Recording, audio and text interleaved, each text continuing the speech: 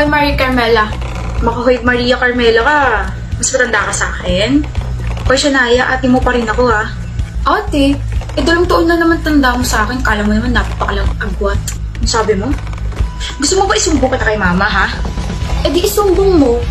Sino ba sa tingin mo ang papanigan ni mama sa atin? Di yung bunso niya, yung paborito niya, at yung mahal na mahal niya. Sobra ka na. Sumbong mo ako dali, ate. Ay, hindi mo ako masusumbong kasi alam mo sa sarili mo na paggagalitan ka ni mama kasi ikaw ang ate. At dapat ikaw ang nagpapakumbaba sa bunso mong kapatid. Kawawa naman ang ate. Hindi na nga paborito. Ang laki pa ng responsibilidad. Nakala mo nakakatuwa ka? Napipikon ka na ba? Kung ayaw mo ikaw ang isumbong ko kay mama dahil sa pagkakating mo kahapon, pahiramin mo ako ng damit.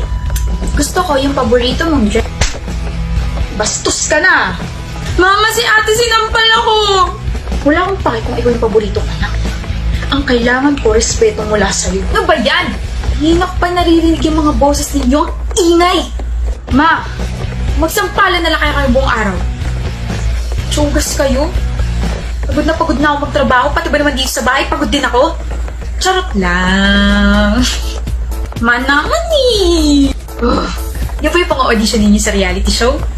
Honey po, ang galing ng mga anak ko.